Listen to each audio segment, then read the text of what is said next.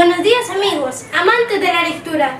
Mi nombre es Lía Mijael Saavedra Carvajal y el de mi profesora es Yesenia Cárdenas Paz. Hola, me llamo Ernesto Suárez Cotaquispe y el nombre de mi profesora es Rosa Farfán Granda. Hola, ¿cómo está? Mi nombre es Ashley Cruz Vincha y el nombre de mi maestra es Elena Centeno Mota. Somos alumnos del quinto grado de la institución educativa 41040 José Carlos Mariatí de la provincia de Camaná, departamento de Arequipa. Para iniciar, les contamos que fue un trabajo arduo que empecemos a fines del mes de marzo cuando organizamos nuestra biblioteca escolar con muchos textos por leer y a la vez desafiante porque fue una construcción colectiva de nuestra cartelera lectora y para lo cual nos pusimos de acuerdo y luego de leer y volver a leer escogimos estos interesantes y emocionantes cuentos.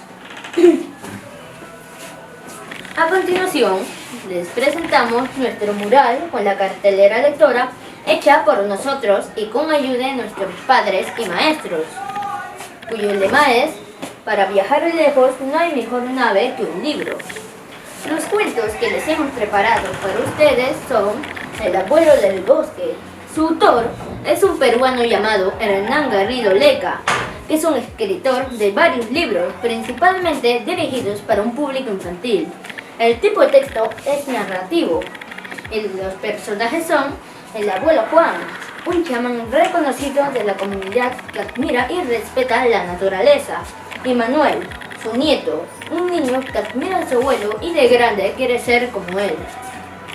Esta lectura nos narra la historia de un niño que vive en la Amazonía y aprende sobre los saberes ancestrales de su abuelo, un reconocido chamán que admira y respeta la naturaleza.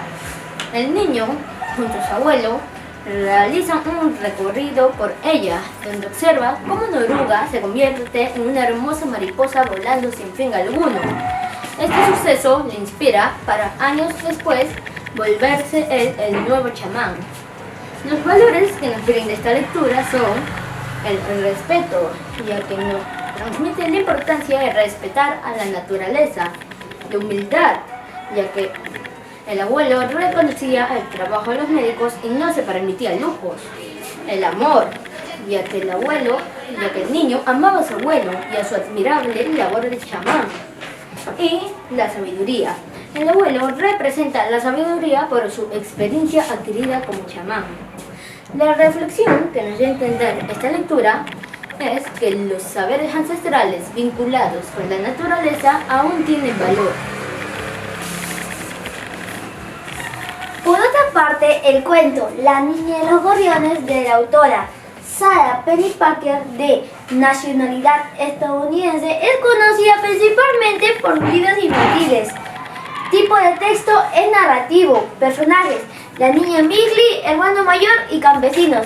Este cuento nos narra la historia de Migli, una niña que siente preocupación por las órdenes del gobierno de China de exterminar a los gorriones y junto a su hermano rescataron a 7 de ellos, ocultándolos en el granero del pueblo.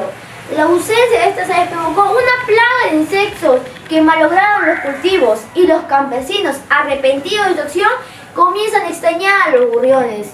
Enterada de la necesidad de los gorriones, Migli los libera, restaurando de esta manera el equilibrio del ecosistema. Sus valores son: valentía. Frente a las adversidades, Migli actuó con firmeza, protegiendo a los gorriones. Empatía, ya que sintió preocupación por los gorriones. Sabiduría.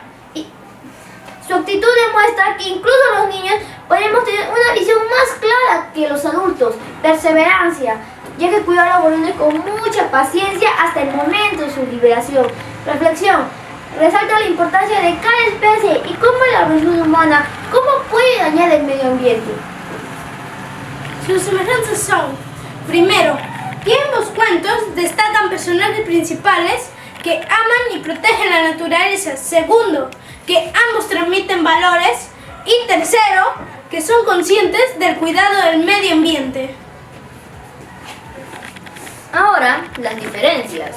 La primera diferencia es que la primera lectura se desarrolla en la selva peruana, mientras que la segunda se desarrolla en los campos de China. Otra diferencia es que el cuento El Apolo del Bosque lucha por la protección de la naturaleza, mientras el otro cuento llamado La Niña y los Gorriones se centra en las emociones de una niña.